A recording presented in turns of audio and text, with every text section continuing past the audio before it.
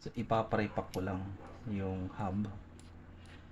Tapos, naputol yung axle or yung eke nung hub sa likod. So, eto siya. Naputol. Alright. So, naputol ng mekaniko. Hindi ko alam kung paano yan naputol to. So, ang plan is magparipak lang. So, nag-canvas ako ng hub. Hindi naman pwede bumili ng likod lang. Makalang hub. Makalang piyesa ng mga bike. So, last resort, pupunta ako kay Haji Sakari o Haji TV. So, meron siyang machine shop located dyan sa Litex. So, ngayon, kinontak ko siya. Tinanong ko kung kaya niya mag-fabricate ng ganito, yung axle. So, i-meet up ko siya, ibibigay ko sa kanya to. Itong piyesa na to. Kasi alloy ito eh, naputol. So, tingnan natin kung magagawa ng paraan. Ganyan ang itsura niya. So, naputol yan. Yan po, dyan po siya naputol. So, hindi ko siya magamit kasi ang pinalit nila, bakal na hub. Hindi man akmaron sa ano, hindi akmaron sa hub. Dumidikit na yung gulong doon sa left side ng frame. So, baka madisgrasya pa tayo along the way pag nagbabike. So, ito nga, last resort. Dadaling ko to kay Haji Sakari. I-meet up ko siya. Sabi niya mga 2 hours daw to. And then, itatry ko kung uubra. Kung hindi, no choice tayo. Bibili tayo ng panibagong sets ng hub. So, lesson learned mga kapadyak. So, wag tayo basta-basta magpapaayos ng mga bike. Lalo na't mamahalin yung mga pyesa ng bike. Kasi nga, pag hindi natin kilala gaano yung mekaniko or hindi naman siya trusted na mechanic, bike mechanic, ito yung resulta. Mas malaking perwisyo pa at mas magastos. Kasi pag isang parts lang ang masira dyan eh, parang domino effect, maapektuhan lahat. Ang mangyayari niyan, pag naapektuhan ng isang bike parts, palit ka lahat. Kadena, hub, yung cogs, baka madami pa pati frame. So, kung hindi natin gano'ng kilala ang mekaniko, at feeling natin hindi naman siya ganun kapulido, ang importante kasi yung quality ng trabaho. Actually, binalik ko to sa ano eh, sa mekaniko eh. Gaya napansin ko nga yung hub, ay yung gulong pala instead. Yung gulong is gumagalaw. Binalik ko sa kanila. Hindi pa rin nagawa ng paraan. Wala namang ano magagawa ron, mahirap i-pressure. Eh, wala rin naman siya magagawa. Eh, kung dadaanin natin sa init ng ulo, wala rin. Walang result na mangyari. So, yun. Doon lang tayo magpagawa, magpaayos ng bike doon sa mekanikong alam natin na yung trabaho is quality. Di bali ng mahal maningil, basta't quality yung trabaho.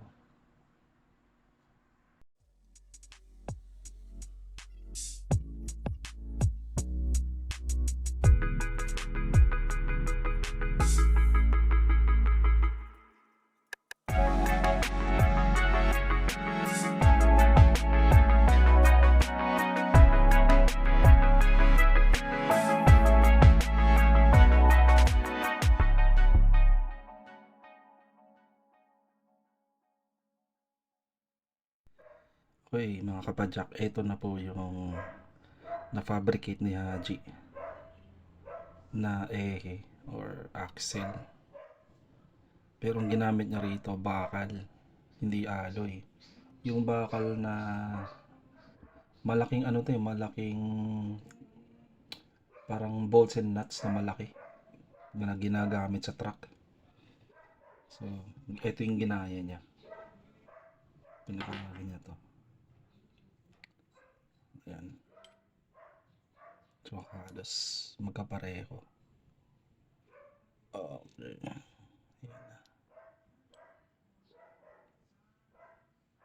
Ayan na siya. So, ngayon, Dadalhin ko na sa mekaniko to. Papakabit ko na para ma-testing kung may pinagkaiba ba. Hi, good morning mga kapadyak. So, naikabit na nga yung bagong ehe dito sa bike ko. Yung pina-fabricate ko kay Haji. So, test ride natin ngayong araw. Kamusta naman? So far, wala na akong naririnig na sumasayad na gulong dun sa tapalaw doon sa likod. Kasi yung dati, yung pinalit nilang baka, ano pa lang, ilang padyak lang maririnig mo talaga may sumasayad. Maingay. So, ngayon wala. Okay. Dito na ako, nakaahon na ako. Malapit na ako sa Acacia. Hirap. Nang walang practice. Actually, yung iba rito, pag umaahon pagkasama ko yung grupo, palagi ako nahuli. Dahil bilis kong hingalin gawa nga siguro na asthmatic ako. Pero okay lang yun. Basta ang target makaahon ng isang padyakan lang na walang babaan ng paa. Hindi mo naman kailangan magmadali. Hindi naman to karera. Makakarating ka rin naman Iisa lang naman din ang patutunguhan nyo. Doon din naman. Wala naman trophy pagdating dito sa taas. Walang pinagkaiba yan sa takbo ng buhay mo. Diba? Huwag mong ikumpara yung sarili mo. Lalo na yung nakikita mo sa social media. Yung mga kababata mo, classmate mo, na umangat na sa buhay. Hindi mo pwedeng ikumpara yung sarili mo ron. Diba? Dahil iba yung karera ng buhay nila, iba yung sayo. Siyempre, ang maganda ron, doon ka rin papunta kahit pa unti-unti. You are getting 1% every day. Yun ang importante ron. Diba? I-enjoy mo lang yung buhay mo. Diba? Iniisip mo palagi yung future mo, pero yung present life mo napapabayaan mo. Hindi mo siya na-enjoy. Kailangan pa mag-enjoy pag retirado ka na. Makapag-travel ka pa ba? Pag 60 ka na. May pera ka nga. Pero puro ka naman sakit. Diba? Hindi ka na makakapadyak pag 65 years old ka na. Lalo na't hindi mo gawain ng ganun. Mahirap. So habang bata ka pa, pwede mo enjoy yung buhay mo. At the same time, iniisip mo rin yung future mo. Nag-ipon ka rin para doon sa may iiwan mo. Diba? Ganun yun. Teka, ba't ba nakapunta yung usapan doon? Usapang lang pala. Fabricated na So far, kahit pa ako, wala namang sablay yung shifting. Kaya nga siguro na naayos na yung issue, yung proper alignment ng gulong. Gawa nga ng hindi tugma yung na kinabit dun sa hinaputol. Alright, pa na ako. Hirap. Yun City TV. Crossing. River crossing. Nasubukan ko na rin idaan sa matubig, maputik at malubak na daanan at ilog para matest ko hanggang saan ang tibay ng bakal na eke. So after several months, ay okay pa rin naman yung performance ng hub. Di rin naman kinalawang, so masasabi kong sulit ang fabricated na ehe. So maraming salamat kay Idol Haji Sakari.